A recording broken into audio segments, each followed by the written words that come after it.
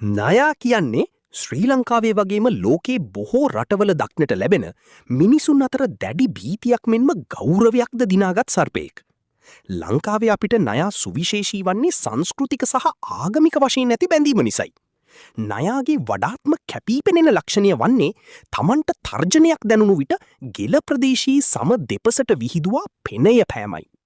ලංකාවේ ඉන්න නාගයන්ගේ පෙනය පිටුපස පා අකුරේ හැඩයක් ගත් සලකුණක් දකින්න ලැබෙනවා. සාමාන්‍යයෙන් අඩි 3 සිට 5 දක්වා පමණ දිගට වැඩෙන අතර වර්ණය කළු, තද දුඹුරු හෝ අලු පැහැති විය හැකියි.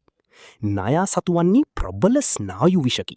දෂ්ට කළ විට එම විෂ මගින් ශරීරයේ ස්නායු පද්ධතිය අඩපන කර හුස්ම ගැනීම අපහසු කරවනවා.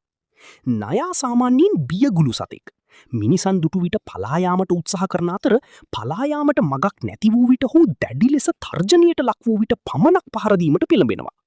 නයා ප්‍රධාන වශයෙන් දහවල් කාලේ ක්‍රියාශීලී සතෙක්. මීයන්, මැඩියන්, කුඩා කුරුල්ලන් සහ අනිකුත් කුඩා සර්පයන් ආහාරයට ගන්නවා.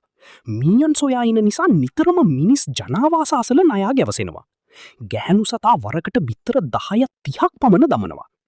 ලෝකයේ විශාලම විෂ සහිත සර්පයා වන්නේ රාජනාගයායි. මුන් අඩි 18ක් පමණ දිගට වැඩෙනවා.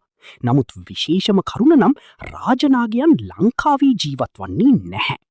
ස්තුති.